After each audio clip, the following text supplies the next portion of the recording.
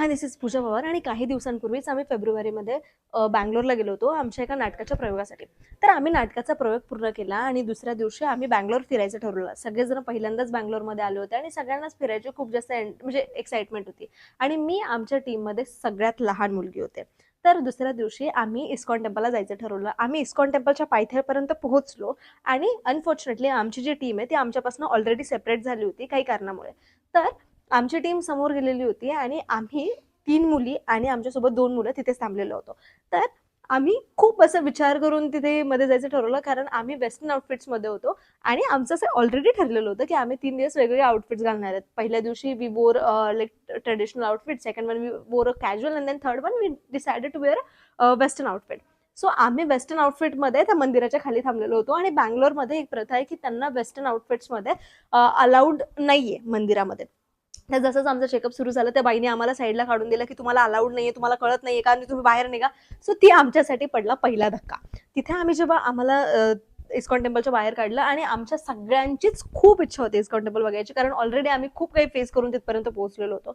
We went there आणि तेवढ्यात तिथली एक बाई आहे, ती आम्हाला मदत करायच्या हेतूने ती आमच्या जवळ आली आणि तिने आम्हाला सांगितलं की इथे ना एक वेगळे स्कर्ट्स भेटतात, यू कॅन वेअर दॅट आणि तुम्ही वरती जाऊ शकता. सो मग आम्ही ते स्कर्ट्स घ्यायला गेलो. तेव्हाही आम्हाला त्या बाईने असं सांगितलं की तुम्हाला इथे ₹1000 डिपॉझिट ठेवावं लागेल आणि त्यातही काही प्रॉब्लेम नव्हता. पण आमच्या कोणाकडेच कॅश अमाऊंट अवेलेबल नव्हती आणि तिथे फोनपे चालत नव्हतं. त्यांनी आम्हाला सांगितलं होतं फोनपे आम्ही तुमचं घेणार नाही, आम्हाला कॅश अमाऊंटच द्यावी लागेल. तर आम्ही तिथे करणार काय, तर आम्ही आमचा फोन तिथे डिपॉझिट ठेवून इस्कॉन टेम्पलवरती दर्शन घेतलं आणि तिथे आमच्यापैकी एका जणीने फोनमध्ये ते आता obviously that was a movement आणि प्रत्येकाला असं वाटतं की तो फोनमध्ये कॅप्चर व्हावा. जसंच आम्ही फोन ओपन करून तो फोटो घ्यायला लागलो तेवढ्यात पाठीमागनं एक बाई येऊन आमच्या मागे लागली, चक्क आमच्या मागे लागली की म्हणजे तिथून हाकलून देण्यासाठी. मग आम्हाला तिथूनही हाकलून देण्यात गेलं. परत आम्ही चोर दरवाजाने मध्ये गेलो, तिथलं दर्शन घेतलं, थोडा वेळ तिथे बसलो आणि त्याच्यानंतर तिथून बाहेर निघलो. जसं आम्ही खाली गेलो तेव्हा आमच्यापैकी एक जण जो होता तो माझी मजा घ्यायची म्हणून त्यांनी तिथे सांगितलं की हा फोन इच्छा नाहीये, ही फक्त चोरी करायचा प्रयत्न करते. आणि त्या बाईने ती गोष्ट एवढी सिरियसली घेतली की तिने मला माझा फोन द्यायलाच मना केली.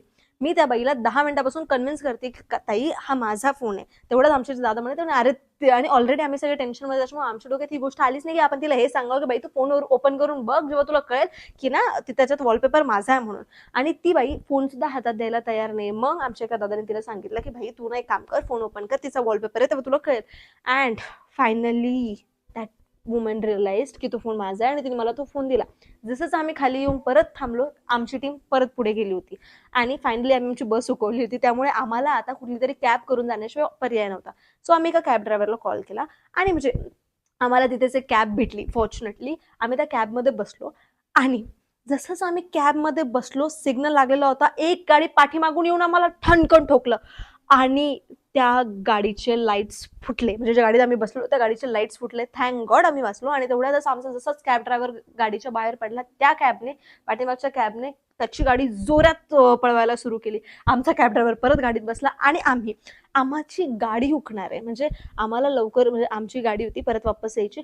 तर आमच्या टीमला सोडून आम्ही आता त्या गाडीचा पाठलाग करतोय.